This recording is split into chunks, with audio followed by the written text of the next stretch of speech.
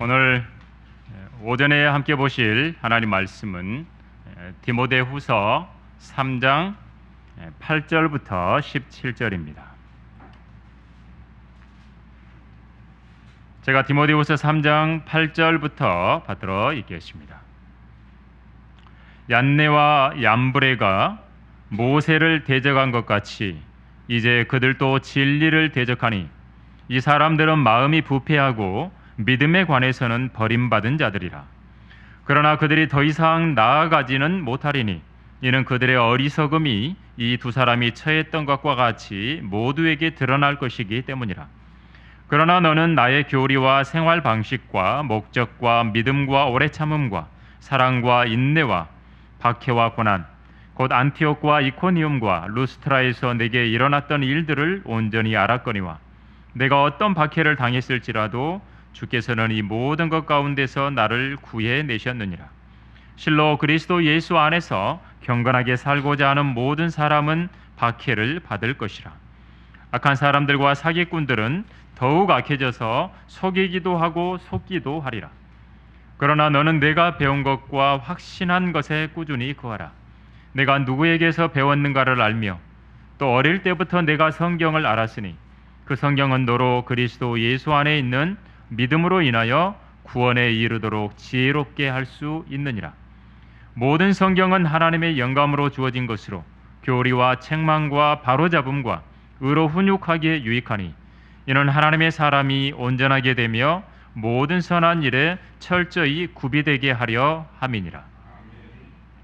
오늘 그리스도인의 건강 비결 세 번째 시간 생활 방식이라는 부분의 제목으로 말씀을 전하도록 하겠습니다. 잠깐 기도드리겠습니다. 위대하신 아버지 하나님, 오늘도 저희들 8월의 첫째 주의 첫날을 저희들로 하여금 맞게 하여 주시고 또 무더운 날씨 가운데서도 함께 모여 이렇게 자원하는 마음으로 준비된 마음으로 형제 자매들이 나와왔습니다. 아버지 하나님 앞에 드리는 귀한 예배 가운데 하나님의 말씀이 선포될 때 저희 모두를 성령으로 충만케 하여 주시고 어떤 것도 하나님의 말씀을 형청하는데 방해하지 못하도록 주님 막아주시기를 원합니다. 우리의 마음속에 우리를 혼란스럽게 하고 혼잡하게 하고 우리의 귀를 닫아버리게 하는 또 우리의 마음을 다른 곳에 있게 하는 것들이 있으면 주님께서 처리해 주시고 이 시간에 하나님께만 집중하는 하나님의 말씀에만 집중하는 귀한 시간 될 수 있도록 인도해 주시옵소서. 하나님의 말씀에 드높여지는 귀한 시간 될 수 있도록 인도해 주시길 원하오며 주 예수 그리스도 이름으로 기도드립니다. 아멘. 여러분, 연일 계속되는 폭염으로 많은 사람들이 힘들어하면서 건강을 잃기도 합니다.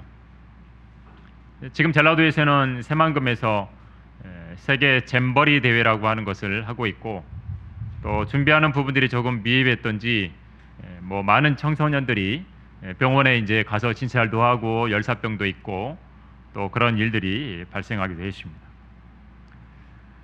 여러분, 대구에서도 그랬죠. 대구의 이 도로의 중앙 분리대 밑에 있는 이 플라스틱이 녹아가지고 다 쓰러져 버릴 정도로 그렇게 날씨가 더웠죠. 여러분, 지구가 뜨거워지고 있다라는 그런 소식은 매스컴에서 쏟아내고 있습니다. 지구가 뜨거워지고 있죠. 세계 곳곳의 날씨가 이상해서 기후, 재난 이런 것들을 굉장히 많이 하고 있습니다. 여러분, 중국의 베이징 자금성이 600년 만에 침수가 됐다라고 하죠. 중국의 허베이성에 태풍 독수리로 인해서 홍수가 나기도 하고, 근데 거기가 가장 밀 생산지래요. 엄청나게 많은 밀이 나오는 곳이래요. 여러분, 그러니까 어떻겠어요? 이제 밀 곡식값이 올라가겠죠, 당연히. 러시아와 우크라이나의 전쟁으로 인해서 거기도 또 밀 생산지예요. 그러니까 밀가루가 이제 점점 비싸지는 겁니다. 과거에 한국 사람들은 아무리 다른 걸 먹어도 집에만 가면 밥 줘. 계속 밥을 먹었어요. 한국 분들은.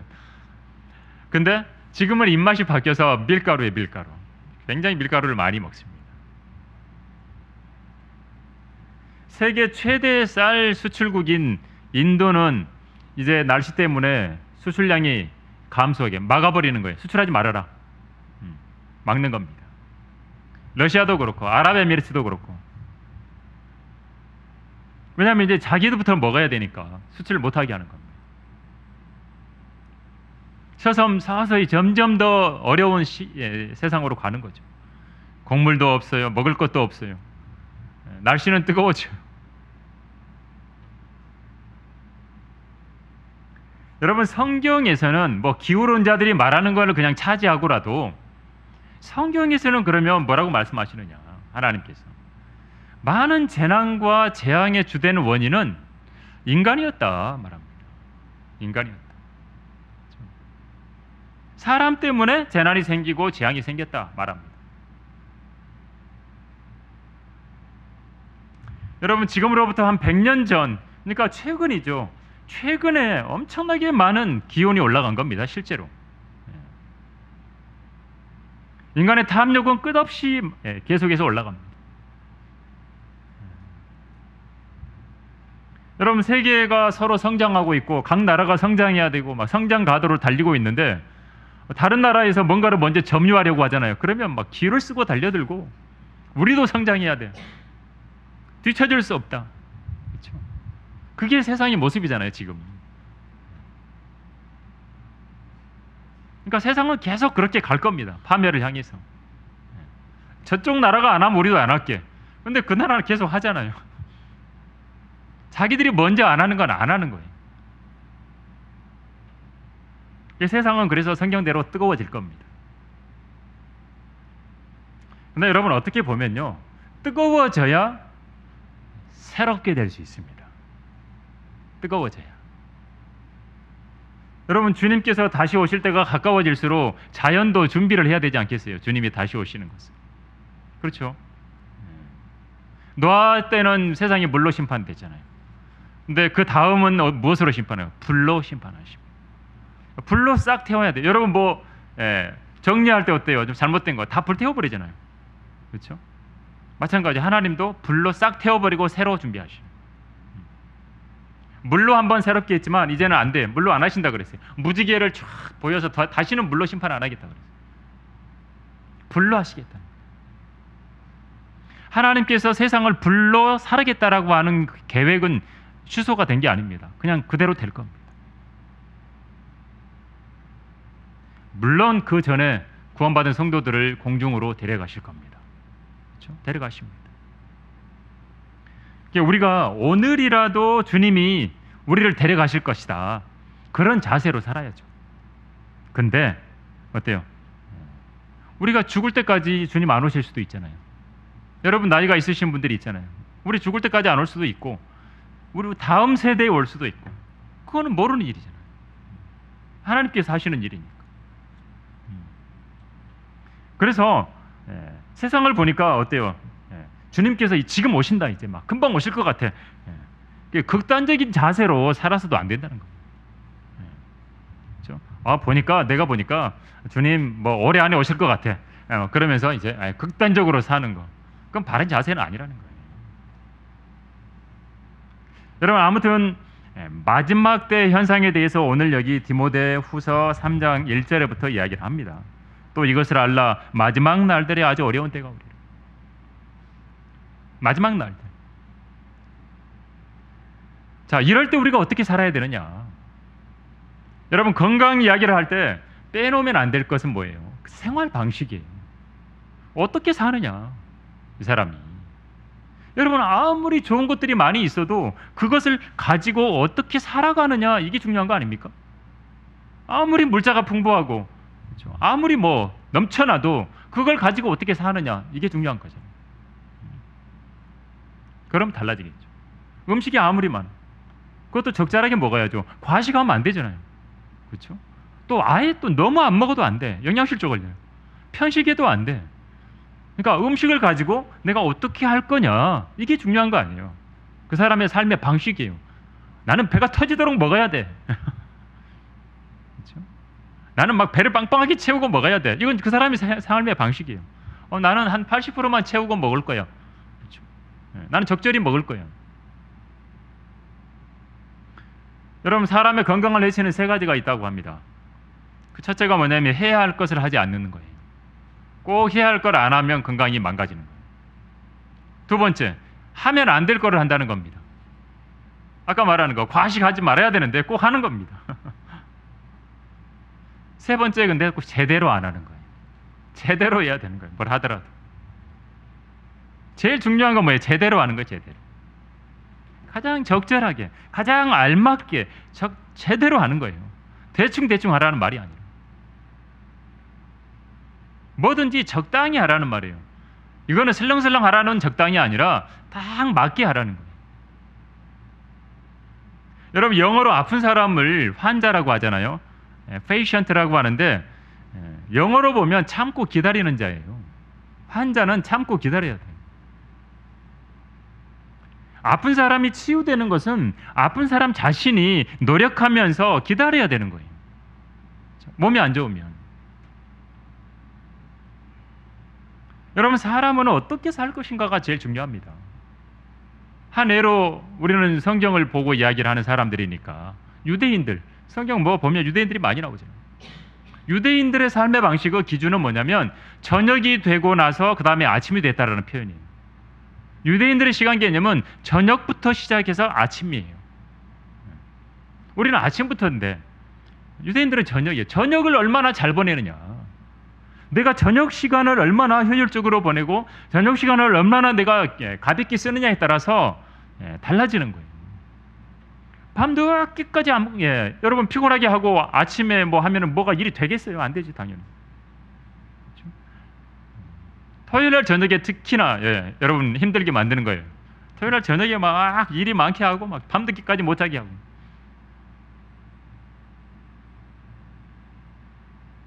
여러분, 유대인들은 성인식을 하죠. 어린 자녀들 12살 여자들은 뭐 남자들은 13살 정도라고 합니다. 성인식을 하는데 성인식을 딱 함과 동시에 유대인들은 뭐라고 말하냐면 네가 이제 네 인생이 독립적으로 주체적으로 네가 모든 일에 책임을 지고 네가 살아라 하는 겁니다.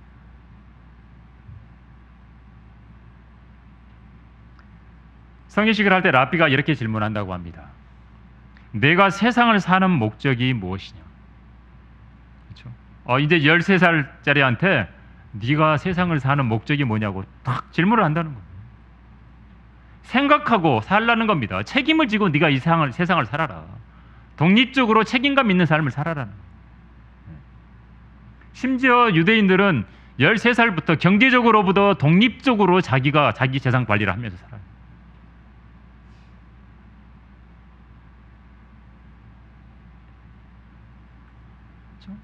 이게 유대인들의 삶의 방식이에요. 생활 방식이에요.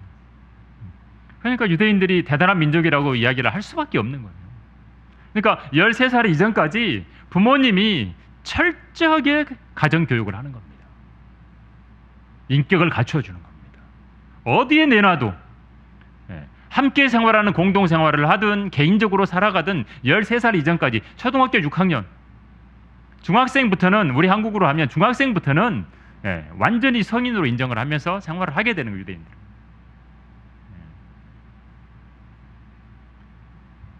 여러분 한번 생각해 보세요. 어떤 일을 하긴 하는데 남이 시켜서 하는 거예요. 시키니까 하고. 그렇죠? 그러면 막 뭐예요? 그게 노동이 되는 거예요. 스트레스예요. 하기 싫은데 시켜서 하는 거예요. 억지로 하는 거예요. 억지로. 그럼 스트레스입니다. 뭐든지 그래요. 뭐가 됐든지.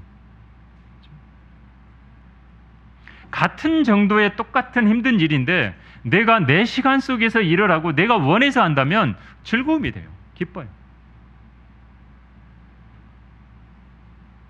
자원해야 돼요. 적절하게 그리고 조절해서 자기가 하는 거예요. 음식도 여러분이 먹는 음식을 먹는 대로 사람 몸이 전부 다 100% 흡수해버리면 어떻게 될까요? 죽습니다. 그 사람은. 내가 먹는 대로 다 100% 내가 몸에 들어오면요, 이 사람 죽어요. 그냥 바로 죽어요. 왜 그럴까요? 과부하 걸리는 거죠. 너무 과해버리는 거예요. 우리가 먹은 것들이. 우리 몸은 어때요? 필요한 것만 흡수합니다. 몸이 딱 선별해서 너 이 영양소가 부족하네? 그것만 흡수합니다. 나머지는 간이나 콩팥이나 모든 이런 장기들이 처리해서 다 내보냅니다. 밖으로 불필요한 건 보내버려요. 100% 다 흡수하면 죽어요, 사람. 정보도 그렇습니다. 여러분들 살아가면서 어떻게 살 것인가, 어떤 정보들, 그렇죠? 어떤 지식들, 이것도 선별해야 됩니다. 모든 거 다 막 집어넣으려고 하면 어떻게 되겠어요? 나에게 유익한 거, 나를 올바로 세워주는 거, 성경적인 거, 바른 거, 그렇죠? 그것만 내가 받아들여야죠. 그것만 기억해야죠. 그래야 영적인 부분의 건강도 세워지는 겁니다. 그렇죠? 그렇지 않고 막 이것도 받아들이고 저것도 받아들이고 온갖 걸 다 받아들여 봐봐요. 그 이상한 사람 되는 거예요. 우리는 첫 번째로 그래서 하나님께서 싫어하는 생활 방식이 뭔지를 한번 봐야 됩니다.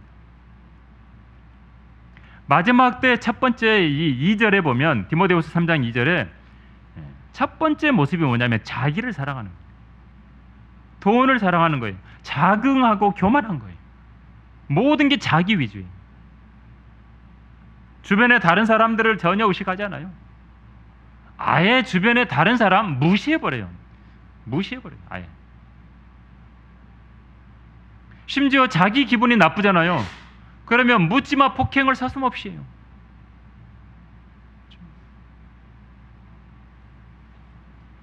지난주에 목요일에 분당에서 불특정 다수를 대상으로 묻지마 칼부림이 있었잖아요. 그렇죠? 14명이나 다쳤어요. 12명은 중상이에요. 그 백화점 AK 플라자라고 하는 곳에 차를 몰고 가서 5명은 차로 치고 나머지 사람은 칼로 휘두르고, 7월 달에도 신림동에서 칼부림이 한 번 있었죠. 많은 사람들이 이렇게 살아가는 거예요. 요즘은 그래서 어디 나가는 게 무서운 거예요. 사람 많이 모이는 거 무서운 데가 된 거예요. 여러분, 하나님을 모독하고 그런 삶을 살아가는 사람들이 있는 거예요. 하나님을 싫어하시죠. 하나님 모독하는데 당연히. 부모에게 불순종하고 감사를 안 해요. 거룩하지 않아요. 무정해요. 화해하지 않고 모함하고 사람을 모함하고 절제를 못해요. 요즘 세상 보십시오. 절제가 안 돼요. 그냥 자기의 삶의 방식은 절제 안 하는 사람이야. 절제 못해요. 그냥 다 표출해버려요.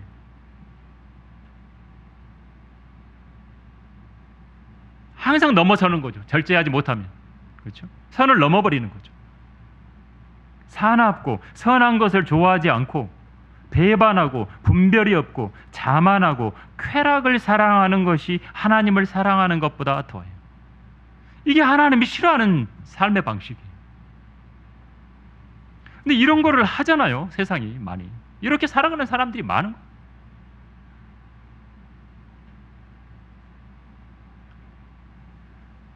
여러분, 이런 모든 것은요, 사람의 마음에서부터 나옵니다. 사람의 양심하고도 연결되어 있습니다. 경건의 모양만 갖추면 된다면서 수많은 종교들, 세계 사람들, 종교 가진 사람이 얼마나 많습니까? 종교 가운데 아무거나 하나 선택하면서 살아가는 사람들이 있어요. 근데 세상에 수많은 사람들이 거의 대부분이 다 종교를 가지고 있음에도 불구하고 세상은 성경에서 말씀하신 대로 악으로 가득 차고 있다는 겁니다. 그렇잖아요. 그렇죠? 경건의 모양만 있는 겁니다. 이건 제 생각이 아닙니다. 하나님이 말씀하는 겁니다. 그렇죠? 5절에 말하는 경건의 모양은 있다고 그러잖아요. 경건의 능력은 부인하는 거예요. 이게 하나님이 싫어하는 사람들의 생활 방식인 거예요. 심지어 6절에는 구체적인 부분까지 기록해 놨어요. 이들 중에는 가정집에 몰래 들어가 어리석은 여인들을 사로잡아 죄들을 짊어지게 하여 여러 가지 정욕으로 끌려가게 하는 자들도 있는 거예요. 어리석은 여인들을 사로잡아서 죄를 짊어지게 하는 거예요. 정욕으로 끌려가게 하는 거예요. 정욕을 따라 살게 만드는 거예요. 그리고 항상 배우는 것 같은데 진리의 지식에는 결코 이룰 수 없는 그런 사람들이 있다라는 거예요. 하나님이 싫어하는 생활 방식의 삶을 살면 그렇게 되는 거예요.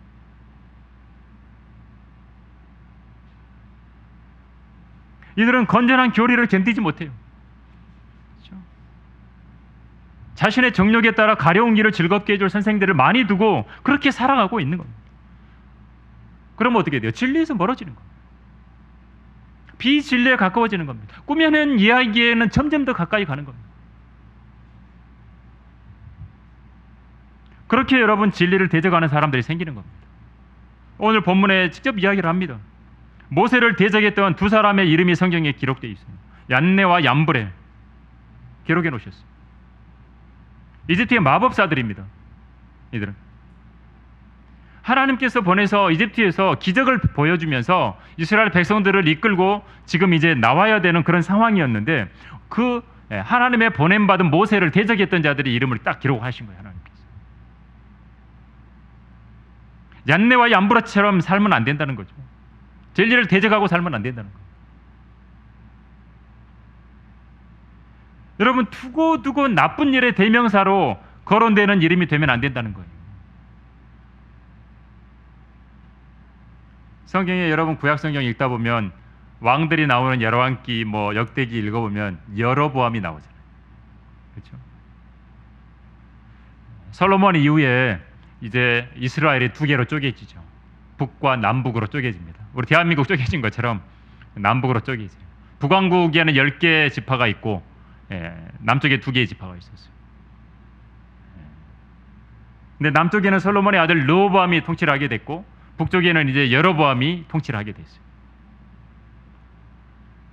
근데 이제 이스라엘 사람들은 기본적으로 주의 명절에 최소한 예루살렘에 가서 경배를 드려야 됐어요.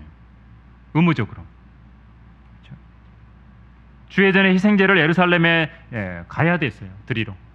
근데 북왕국 그 백성들이 드리러 이제 예루살렘에 자꾸 가다 보면 어떻게? 백성들의 마음이 이제 남왕국 유다의 통치자인 르호보암에게 전부 다 마음이 돌이켜질 것이다. 지레 걱정을 한 거예요. 그렇게 해서 어떻게 한 거예요? 이 여로보암이 금송아지 둘을 만드는 거예요. 둘을 만들어서 하나는 베델에 두고 하나는 단에 두는 거예요. 그러면서 이렇게 백성들에게 이야기를 하는 겁니다. 예루살렘에 올라가는 것이 너희에게 너무 수고스럽도다. 오 이스라엘아, 너를 이집트 땅에서 인도해 내신 내 신들을 보라. 금송아지 만들어 놓고 너희들 이집트 땅에서 너희들을 데리고 나온 신이 이 금송아지야 이야기하고 있어. 말도 안 되는 소리라고 이야기를 할 것 같은데 아니에요. 백성들은 거기 가서 또 경배를 드려. 백성들도 거기에 그냥 똑같이 야업을 한 거예요. 그래 금송아지 여기 우리 뭐 예루살렘까지 내려 올라가는 거 힘들어. 그러니까 그냥 편하게 우리 가까이에 있는 베델과 단에 가서 거기 가서 그냥 우리 그게 왕이 그거 신이라는데 뭐 그냥 거기 가서 편하게 하자. 이게 하나님 앞에 죄가 됐다고 하나님 말씀. 하나님께서 성경에서 이 부분을 가지고 계속 언급합니다. 계속 이야기합니다. 느밧의 아들 여로보암의 죄들에서 떠나지 아니하였더라. 아무개는 느밧의 아들 여로보암의 죄들에서 떠나지 않았더라. 계속 여로보암을 언급을 합니다.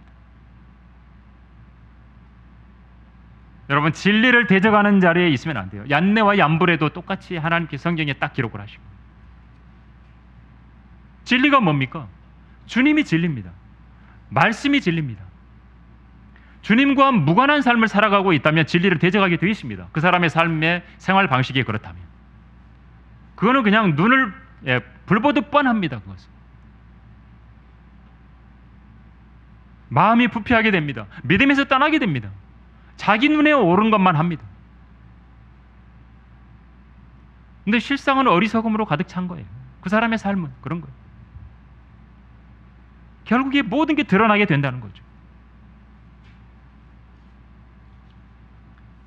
두 번째로 우리가 생각해야 될 것은 그리스도 예수 안에서 경건하게 살아야 돼요. 우리의 생활 방식은 그리스도 예수 안에서 경건하게 살아야 돼요. 경건의 모양만 갖추면 되는 게 아니에요. 경건이 뭡니까? 사람들은 조용한 분위기, 뭐 산속에 들어가서 좀 조용하고 뭐 그러면 그냥 경건이라고 생각을 할 수 있어요. 그렇게 생각하시는 분들도 많아요.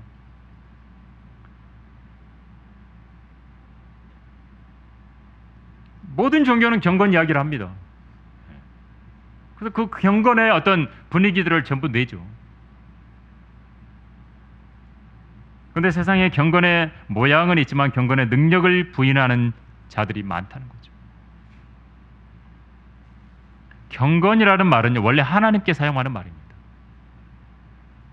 경건이라는 말이 맨 처음에 사용된 것이 사무엘하 22장 5절입니다.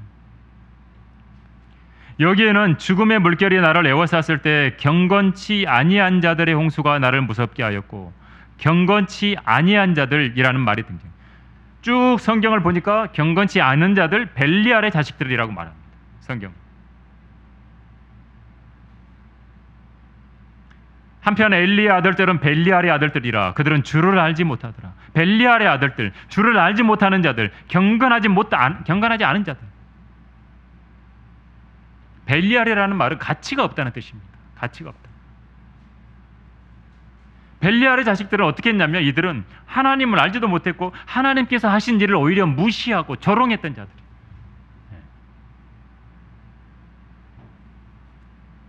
아비가일, 나중에 그렇죠? 다윗의 아내가 됐던 아비가일, 그 남편이었던 나발이 벨리알의 사람이라고 이야기를 하잖아요.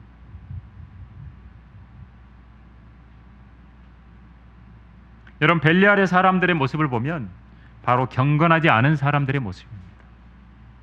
경건하다, 이 말은 하나님과 관련했을 때 사용할 수 있는 단어인 거예요. 그래서 그리스도인들은 경건한 사람들이 될 수 있는 자격을 갖춘 사람들이에요.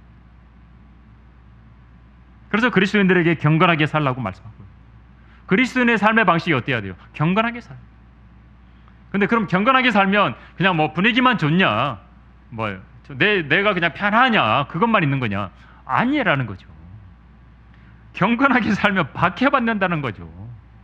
오히려 경건이라는 거는 하나님하고 관계되어 있으니까. 그렇죠? 세상은 하나님하고 관계되어 있으면 싫어해요. 미워하고 박해하고 공격하고. 그렇죠?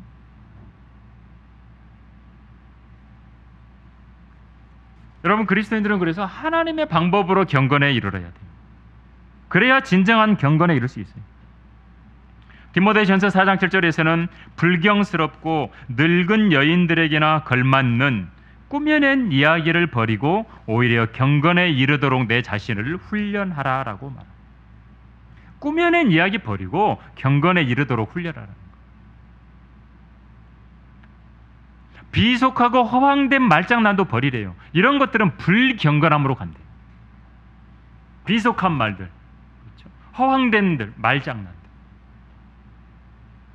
불경건함으로 간다는 거죠. 몸의 훈련은 유익이 적다 그랬어요. 유익이 없다고 말한 게 아닙니다. 우리 건강관리도 해야 되니까 몸의 훈련도 필요하겠죠. 근데 유익이 적어. 근데 경건이야말로 모든 일에 유익하다 그랬어요. 여러분, 그리스도인의 삶의 방식은 바로 경건에 이르는 삶이 되어야 됩니다. 그건 어떤 삶일까요? 첫째 중요한 게 뭐냐면 합당한 예배를 드리는 삶이 되어야 돼요. 성도들이 가장 먼저 해야 될 것은 하나님께 예배 드리는 삶입니다. 하나님과 전혀 무관한 삶을 살아간다? 그건 경건한 삶이 아닙니다. 하나님과 무관하면서 경건한 채 하는 것, 경건의 모양만 있는 것, 그건요 경건한 채 하는 거예요. 자기 혼자. 성도들이 하나님 앞에 경배를 드리고 있는가 아닌가를 보면서 알 수 있는 거예요. 가장 먼저 해야 될 게 그래서 예배 드리는 겁니다. 가장 먼저 해야 될 건 안 하고 두 번째, 세 번째 거 이걸 하고 있다고 할지라도 하나님 인정하지 않으십니다. 가장 먼저 하나님을 사랑하지도 않으면서 내 이웃을 내 몸과 같이 사랑하라고 그것만 열심히 한다 그러면 하나님께서 인정하지 않으신다는 거죠. 그게 나쁘다는 게 아니라, 그렇죠? 첫째 하나님 먼저 말씀을 귀를 기울이고 하나님이 뭐라고 했는가, 하나님을 내가 먼저 사랑하는 부분들을 봐야 된다는 거죠. 하나님께서는 이 정도까지 말합니다. 너는 내 마음을 다하고 혼을 다하고 생각을 다하고 힘을 다해야 해서 주 너희 하나님을 사랑하라. 이게 첫째 계명이에요. 여러분, 예배드린다는 것은 자신의 몸을 하나님 앞에 거룩한 산 제물로 드리는 거. 그리고 이거 다 드리는 겁니다. 그렇죠? 몸 드리라는 것은 뭐예요? 다 드리라는 거예요. 몸만 드려, 껍데기만 드리면 안 된다는 거죠. 이 몸만 통째로 예배 드리는데 얼마나 집중해야 되는 거예요. 그래서 우리 하나님께 예배 드리는 거잖아요. 그렇죠? 성경에서 맨 처음에 경배 드리는 부분들을 이야기할 때도 아브라함이 등장하고 아브라함이 이삭을 하나님 앞에 제물로 드려야 되는 부분을 경배라고 이야기한다고. 성경은 가장 귀한 자기의 아들, 늙어서 난 아들, 얼마나 소중해요. 아이가 없다가 여러분 늙어가지고 아이 하나가 있었으면 그 아이가 얼마나 귀해요.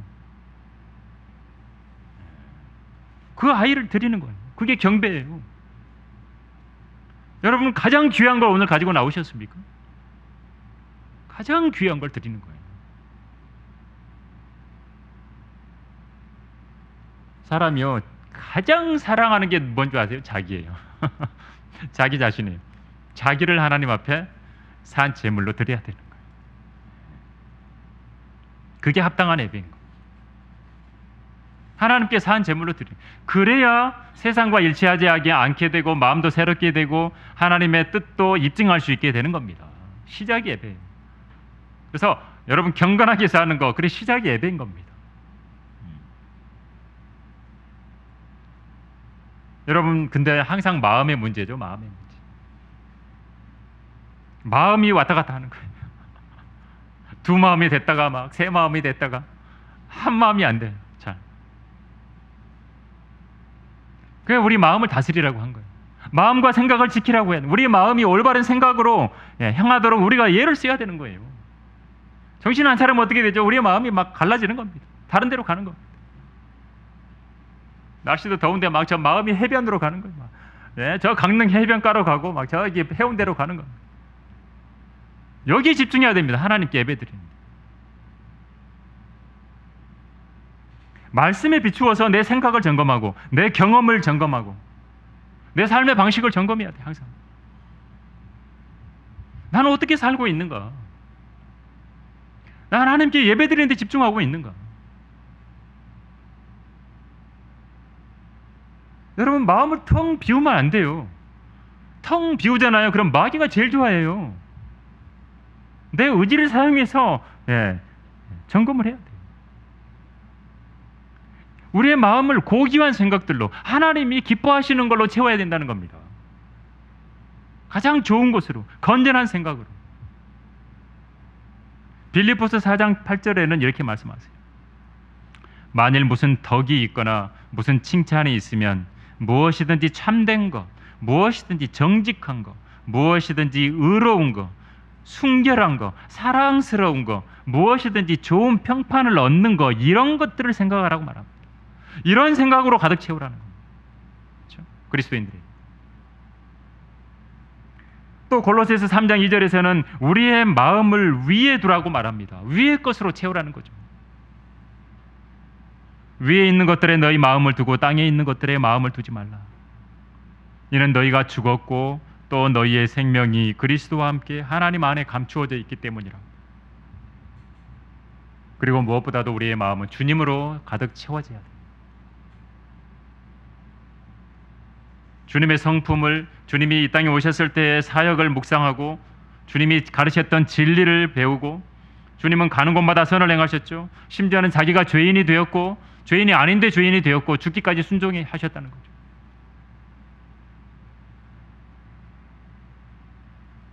그래서 우리의 마음은 주님이 이제 다시 오시는 것으로도 채워져야 돼요. 주님 다시 오신다 그랬어요. 너희는 생각의 허리를 동이고 정신을 차려 예수 그리스도께서 나타나실 때 너에게 가져올 은혜를 끝까지 바라라 그랬습니다. 주님이 오시는 걸 기다리는 거죠. 여러분, 가장 귀한 선물을 가지고 누군가가 여러분 집에 온다 그랬으면 기다리지 않겠어요? 그렇죠? 저 어렸을 때 아주 어렸을 때 저희 친척 그 이제 어른이 우리 집에 이제 온다는 거예요. 근데 그런 거 있잖아요. 종합 선물 세트 과자 들어 있는 거. 옛날에는 먹을 과자도 별로 없었는데 서울에서 오시니까 그걸 사가지고 오는 거. 그거 막 어린 마음에 막 너무 기대가 되잖아요.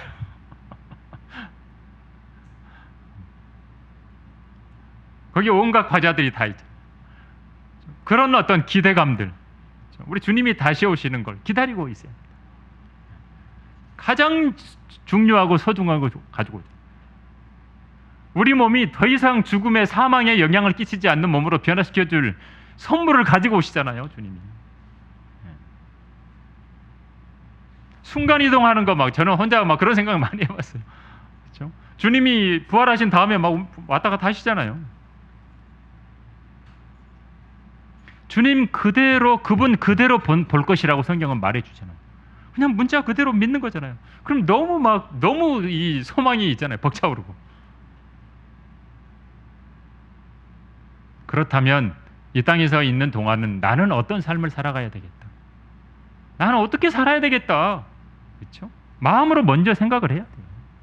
진짜 건강은요. 제가 계속 그리스도인의 건강 비결 해가지고 하나, 두 번째, 세 번째 오늘까지 하는데 진짜 중요한 건강은 마음의 건강입니다.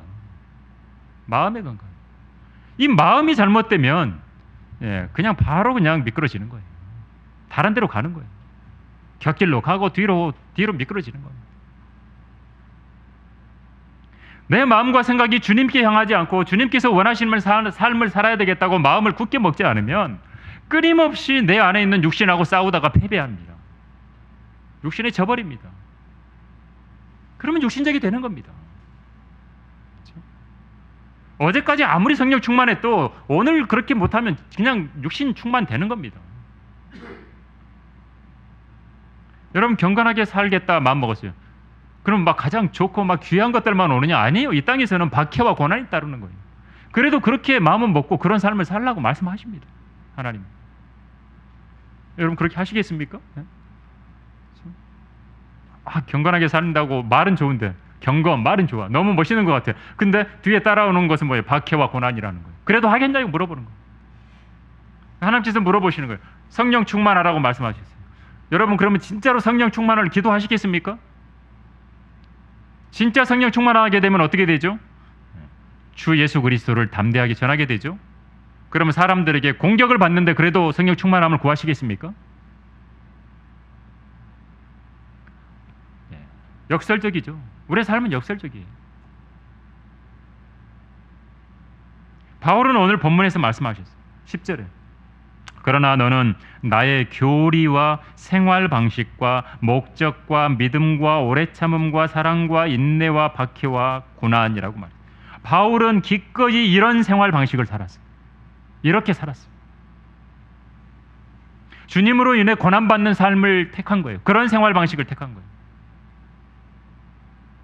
주 예수 그리스도의 교리를 택한 거예요. 믿음을 택한 거예요.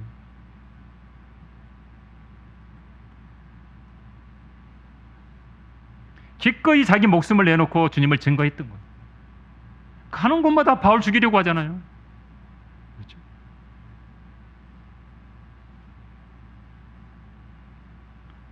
바울 때도 그랬고 지금도 그렇고 여러분 전파돼야 될 것은 예수 그리스도죠. 주 예수 그리스도죠.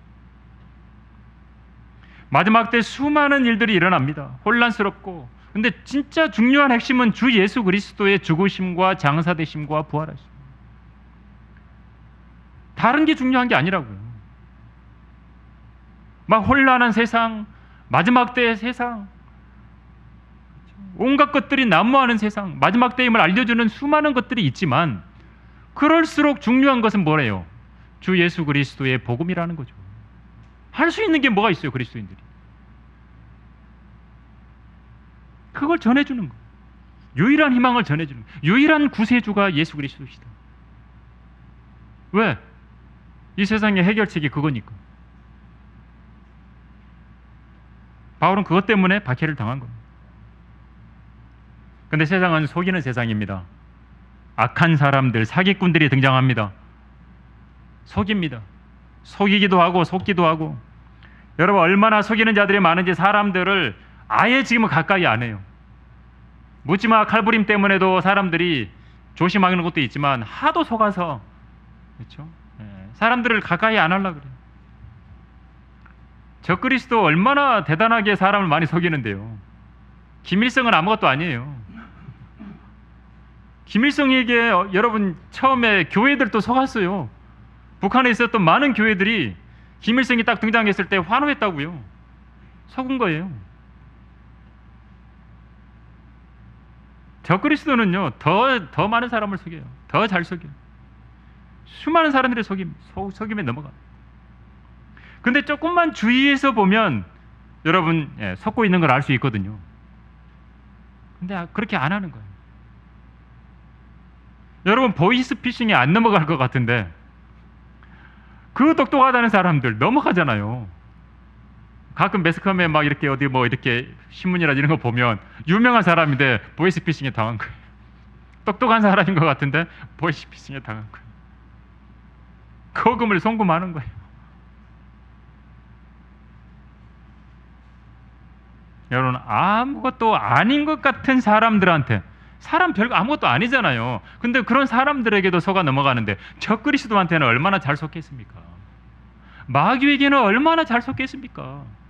빛의 천사로 가장하고 딱 등장하면 얼마나 잘 속겠습니까? 바로 속는 겁니다. 사람들이 어리석어서 빛만 보면 우와 하나님이다 해버리는 거예요. 여러분 교활하고 잔인한 사탄에게 포장되어 있는 것으로 속아버리는 거예요. 그러니까 환호하고 맞아들이는 거예요. 그러니까 마지막 때 뭐가 있어요? 배교가 일어나는 거예요. 믿음에서 떠나가는 겁니다. 바른 믿음에서 떠나는 거예요.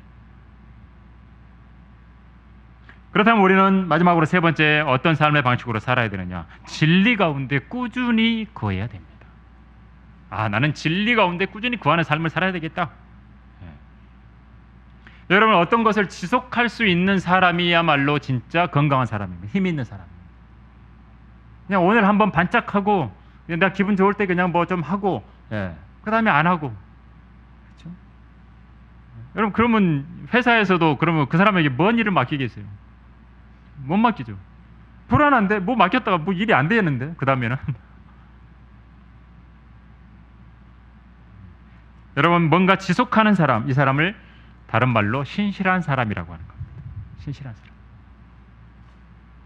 작은 것이라도 주님께서 기뻐하시는 일을 신실하게 꾸준하게 하는 것이야. 그런 걸 하는 사람이야말로 능력 있는 사람, 힘 있는 사람이, 건강한 사람이. 그렇죠? 매사에 기분 좋을 때만 잠깐 열심이고 자기 기분이 좋지 않으면 아무것도 하지 않는 그런 삶의 방식은 건강하지 못한 삶의 방식이에요.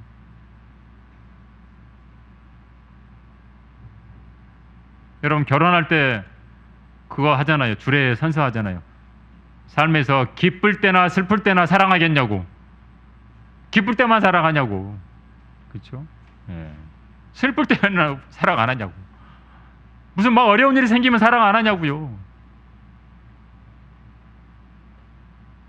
주님 믿는다고 믿음의 생활하는데 막 어려운 일을 당했어요. 그러면 주님 팽개쳐 버리냐고요. 그런 삶의 생활 방식이 되면 안 된다는 거예요. 진리 안에 꾸준히 거해야 돼요. 주님 안에 꾸준히 거해야 돼요. 신실해야 된다. 여러분 성공의 법칙은 다른 데 있지 않대요. 여러분 세상에 성공하는 사람 그냥 세상에서만 보더라도 그 사람은요 뭔가 하나 기준을 정했잖아요. 탁탁탁 몇 개 정했으면 꾸준히 하는 거예요. 꾸준히. 여러분 학교 다닐 때 공부 잘하는 애들 있죠. 얘들은 자기의 삶의 방식이 있어요. 엄청 잘 놀아요. 맨날 놀러 다니는 것 같아. 근데 얘는 밤에 몇 시까지 아니면 새벽에 일찍 일어나서 몇 시에 무조건 공부하는 거예요. 그냥 1등이 아니에요. 겉으로 보면 맨날 놀러 다녀. 그러니까 다른 친구들은 어때요? 1등하고 놀러 다니니까 좋아. 나 1등하고 놀러 다닌다. 그러고 막 놀러만 다니는 거예요. 근데 집에 가서 새벽 2시에 3시에 막 4시에 일어나서 공부 안 해 이 사람은. 그러니까 성적이 안 좋지. 근데 1등은 일어나서 공부하는 거야. 자기의 삶의 방식이 딱 있는 거예요. 그러니까 1등하죠. 괜히 1등하는 게 아니에요.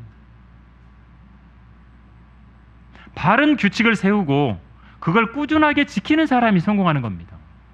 예. 그리스도인으로서도 우리 믿음 안에서 우리는 막 세상처럼 성공 뭐 이런 차원이 아니라 그리스도 안에서 더 성장하는 부분. 그렇죠? 여러분 피아노 치는 사람들 무슨 연주회를 하는데 이 피아노 연습하는데 얼마나 연습을 하는 줄 아세요? 하루에 8시간씩 피아노 치는 겁니다. 그러니까 연주회 나와가지고 악보 안 보고 하는 거예요. 바이올린 연주자고 무슨 악기 연주자들이 앞에 악보는 놓지만 안 보고 하는 거예요. 운동선수들은 어떻고요? 하루 종일 태릉 선수 전에 가보면 하루 종일 아침 저녁까지 점심 계속 업어치기 하고 뭐 계속 쏘고 하는 겁니다. 우리 한국 양궁 선수들 맨날 놀고 먹으면서 쏘면 10점에 맞는 건가요? 아니에요. 그런 양궁 선수는 없어요. 이것도 딱 버티고 이렇게 쏘야 되잖아요. 다리가 약하면 이거 어떻게 이게 쏘겠어요? 하체 훈련도 얼마나 하는 줄 아십니까? 이 손 운동만 하는 게 아니에요. 양궁 선수들이 하루에도 똑같은 걸 수백 번씩 몇 시간씩 연습하는 거예요. 스케이트 선수 김연아 선수 맨날 점프하다가 떨어지고 막 꼬꾸라지고 하루 종일 꼬꾸라지고 하잖아요. 연습했잖아요. 그렇죠? 발레리나 강수진 씨 그 사람 제가 발을 사진으로 나온 거 본 적이 있는데 발은요 이게 처참해요. 이게 맨날 이렇게 서 있었으니까 발이 막 삐뚤어지고 여기 마디마디가 튀어나오고 이 겉에 위에 나오는 건 모습만 보면 안 돼요. 신실하다는 것은. 다윗도 하나님의 마음에 맞았었잖아요. 하나님 마음. 그렇다고 다윗이 죄를 안 지은 건 아니잖아요. 죄 지었잖아요. 백성의 숫자 세지 말라고 해서 세고, 그렇죠? 예. 밧세바와 또, 예, 그렇죠. 근데 죄를 지은 거는 있는데, 여러분 이 빙산으로 한번 생각해 보자고.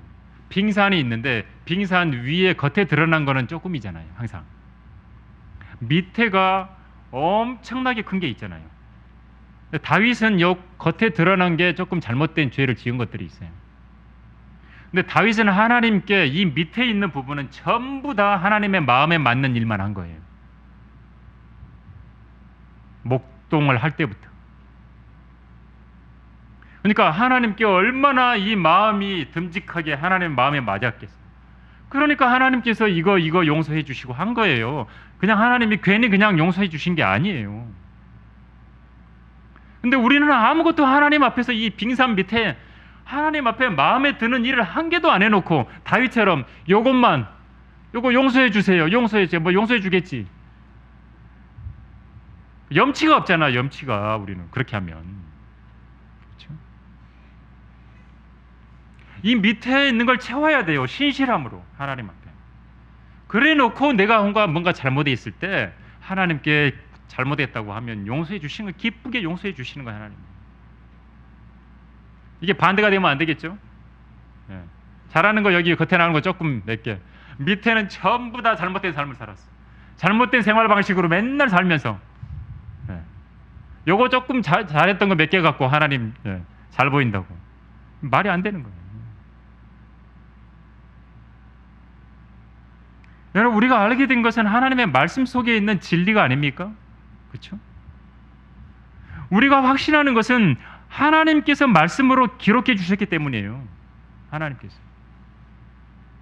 성경은 그 무엇도 하나님의 사랑에서 나를 떼어놓을 수 없다 그랬어요. 그 무엇도. 로마서 8장 38절에 보면 내가 확신하노니라고 성경은 기록하고 있었어요. 오늘 본문도 내가 배운 것과 확신한 것에 꾸준히 구하라 그랬어요. 바울은 로마서 8장 38절에서 내가 확신한다 그랬어요. 확신한다. 사망이나 생명이나 천사들이나 정사들이나 권세들이나 현재 일들이나 다가올 일들이나 높음이나 깊음이나 어떤 다른 피조물이라도 우리를 그리스도 예수 우리 주 안에 있는 하나님의 사랑에서 떼어놓을 수 없대요.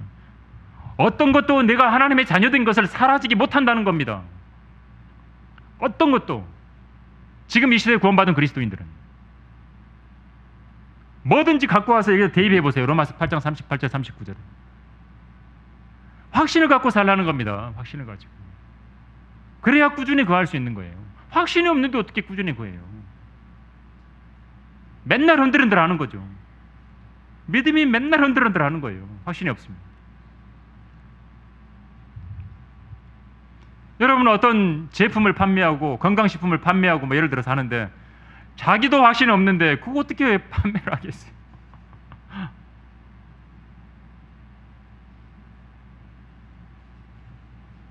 여러분 주님만이 진리입니다. 주님만이. 확신을 가지십시오. 세상은 뭐라고 말합니까? 모든 길이 산 꼭대기로 다 통한다. 어느 길로 가든지 꼭대기에만 가면 된다. 이런 생각을 가지고 사는 사람들이 얼마나 많아요. 근데 이 말은 틀린 말이에요. 어떤 길은 낭떠러지예요. 어떤 길은 막 골짜기로 떨어지는 길이에요. 어떤 길은 막다른 길이에요. 근데 아무 길로 가도 꼭대기로 갈 수 있대요. 아니면 못 가요. 주님만이 유일한 길이에요. 주님만이 진리세요. 근데 요즘 사람들 진리를 싫어합니다. 진리라는 말 자체를 싫어합니다. 왜? 신학자들도 진리라는 말이 분열을 시킨대요. 사람을. 그래서 그냥 진리 빼고 사랑이라는 말만 하면 된다는 거예요. 근데 그건 틀린 말이에요. 여러분 거짓을 믿도록 하는 것이 사랑이 아니기 때문에. 거짓을 믿도록 하는 거? 거짓말 믿게 만드는 건 그건 사랑이 아니죠. 여러분은 이데올로기적 다원주의를 설명하는 그런 예화가 있어요. 여러분 많이 들어서 알 거예요. 다원주의, 뭐 니도 옳고 나도 옳고 다 옳다. 코끼리 여러분 이야기 아시죠? 코끼리. 장님이 코끼리 만지는 거. 어떤 인도의 왕이 기르고 있는 이 코끼리의 존재를 알기 위해서 서로 코끼리를 만지는 거죠. 어떤 사람은 상아를 만졌어요. 어떤 사람은 다리를 만지고, 어떤 사람은 꼬리 만지고, 어떤 사람은 몸통을 만지고. 다리 만진 사람은 코끼리는 엄청나게 둔탁한 벽하고 같대. 꼬리 만진 사람은 코끼리는 밧줄처럼 생겼대요. 각기 다른 부분을 만지면서 표현을 하는 거예요. 그러면서 그게 옳다는 거예요. 우리가 다 그런 거예요. 많은 사람들 다 그렇게 사는 거예요. 전체를 만지지 못하니까 부분만 만지고 말하고. 그 사람의 입장에서는 자기의 주장이 일리가 있죠. 나는 체험했는데, 그거 만져봤는데.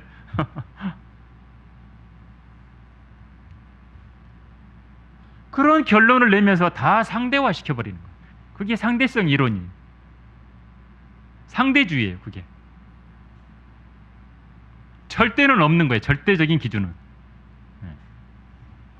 세상은 절대주의를 싫어해요. 절대적인 진리를 싫어해요. 상대주의를 좋아해요. 왜? 그래야 서로 니도 옳고 나도 옳고거든요. 근데 핵심적인 부분을 이야기를 안 한 거예요. 이 코끼리 이야기 앞에는요, 그걸 평가할 수 있는 왕이 있어요. 아까 인도 왕이 있다고 그랬잖아요. 그렇죠? 이건 틀렸어라고 말할 수 있는 왕이 있는 거예요.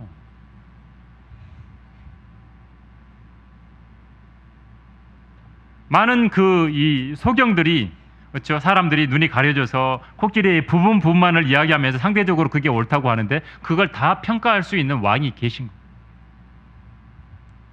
틀렸다고, 틀리게 말했다고 평가할 수 있는 왕이 있다는. 근데 이 왕 이야기는 싹 빼버리는 거예요. 그리고 모든 사람이 각기 다른 부분을 만지고 그게 전부라고 이야기한다. 근데 그 개인적으로 볼 때는 그 말은 맞죠. 근데 말하지 않은 건 뭐예요? 전체를 알고 전체를 평가할 수 있는 존재가 있다는 거예요. 모든 걸 다 아시고 모든 걸 창조하시고 모든 것을 판단하실 수 있는 만왕의 왕이시고 만주의 주이시고 만군의 주이신 하나님이 계시다라는 거예요. 그분이 뭘 하신 거예요? 그분이 성경을 기록하신 거예요. 그분이 말씀을 기록한 거예요.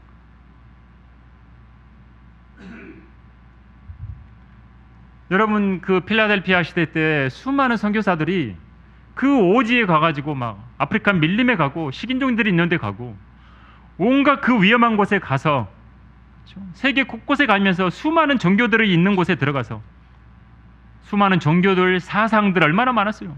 우상들 속에 들어가가지고 왜 주님의 일을 한 거예요? 그 버티면서 어떻게 한 거예요? 말씀이 진리라는 것 때문에 한 겁니다. 말씀이 사실이다. 이건 100% 사실이다. 그걸 믿고 그 힘으로 한 겁니다. 아프리카에서 25년 동안 사역을 하고 본국으로 귀환하는 미국인 선교사 부부가 있었대요. 너무 힘들어서 25년 동안 아프리카에서 했으니까 너무 지치고 힘들고 막 건강도 무너지고 미래도 보장도 안 되고, 이제 이 은퇴한 선교사가 이제 들어오는 그 부부가, 근데 그 배에 마침 미국의 루즈벨트 대통령이 타고 있었던 거예요. 근데 이 루즈벨트 대통령은 아프리카 여행하고 돌아가는 길이었어요. 대통령이 오니까 그 항구에서는 대통령 환호하고 막 빵빠레가 울리고, 선교사 부부를 환영하는 인파는 아무도 없었어요. 선교사 부부가 낙심 속에서, 그렇죠? 절망 속에서 배를 내린 거예요. 왜? 당장에 눈앞에 막 빵빠레 울리고 막 대통령 환호하는 걸 보이니까. 그래서 이 남편 선교사가 아내에게 불평한 거예요. 하나님 불공평하시다. 우리는 선교지에서 그 수십 년 동안 생명을 다해서 사역을 했는데 아무도 환영을 안 해주고, 대통령은 여행 갔다 왔는데 이렇게 환영해주고, 하나님 너무 불공평하시다. 그러니까 아내가 이야기한 거예요. 그냥 우리 하나님 앞에 기도합시다. 하나님께 마음을 다 이야기한 거죠. 막 상처, 아픔, 불평 다 쏟아낸 거예요. 기도하면서. 근데 하나님이 이렇게 이야기해 주셨대요. 하나님께서 내 마음을 고쳐주셨다. 내 아픔, 불평을 쏟아냈더니 하나님께서 내 어깨에 손을 얹어주시는 것 같았고, 나에게 이렇게 말씀하시는 것 같았대요. 아들아, 너는 아직 집에 도착한 게 아니다. 우리는 아직 집에 도착한 거 아니에요. 그렇죠? 요한복음 15장에 우리 주님께서 아직 집 마련해 놓고 데리러 오신다 그랬잖아요. 그 집에 우리가 아직 간 게 아니에요. 이 세상은 우리가 마땅히 가야 할 저 집에, 주님이 마련한 집에 도착하지 못하도록 자꾸 모든 걸 상대적으로 만들어버립니다. 진리가 없다고, 유일한 게 없다고. 여러분, 나는 그리스도인으로서 진리의 말씀을 꼭 붙잡고, 그리고 그 말씀을 배우려고 하고 확신을 갖고 살고 있냐 이거죠. 여러분, 진리를 붙잡는 손에 힘이 없으면 꾸준히 지속하는 게 어렵습니다. 여러분이 붙드는 그 성경은 어떤 성경이에요? 모든 성경은 하나님의 영감으로 주어진 것으로 교리와 책망과 바로잡음과 의로 훈육하기에 유익하니 이는 하나님의 사람이 온전하게 되며 모든 선한 일에 철저히 구비되게 하려 함이니라고 말씀하셨어요. 이 하나님의 말씀이야말로 우리를 온전하게 해줄 수 있는 거예요. 모든 선한 일에. 나는 선한 일을 하면서 살겠어. 그렇죠? 그런 나는 삶을 살겠어. 그거 가능하려면 말씀을 붙잡아야 돼요. 여러분, 확신을 가지고 꾸준히 말씀 안에 거할 수 있는 성도들이야말로 건강한 그리스도인입니다. 그렇죠? 몸은 아프고 환경은 어렵고 막 어려운 일도 생기고 힘들고 고난 가운데 있을지라도 여러분, 진리의 말씀을 붙들고 배운 대로 확신 가운데 꾸준히 거하는 성도야말로 건강한 그리스도인입니다. 그렇죠? 그런 건강한 그리스도인이 돼야 된다는 거예요. 여러분은 어떤 음식을 먹느냐에 따라서 그 사람이 결정이 됩니다. 육식 위주의 식사를 많이 하고 막 매운 거 막 엄청나게 먹고 그러면 성격이 절제가 안 된대요. 잘 막 급해진대요. 교도소에 있는 죄수들을 실험으로 해봤어요. 그렇게 먹였던 죄수들은 꼭 다시 교도소로 돌아온대요. 근데 이렇게 좀 야채 식사도 하고 고루고루 먹이면서 조절해 줬더니 그 죄수들은 교도소로 돌아오지 않는 죄수들이 많았대요. 여러분, 우리 말씀을 먹어야 돼요. 꼭꼭 씹어서 골고루 먹어야 돼요. 그 말씀이 나를 강건하게 해주는 거예요. 그렇게 여러분 모두가 강건한 그리스도인이 돼서 주님 만나는 날까지 꾸준하게 신실하게 주님을 섬기는 성도들이 모두 다 되시기를 간절히 바랍니다. 기도하겠습니다. 아버지 하나님, 오늘 귀한 말씀에 모든 성도들이 진지하게 경청했습니다.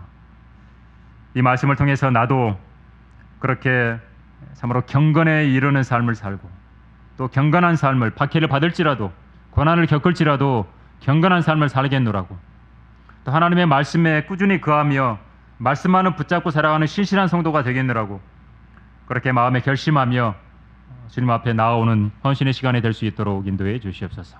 주 예수 그리스도 이름으로 기도드립니다. 아멘.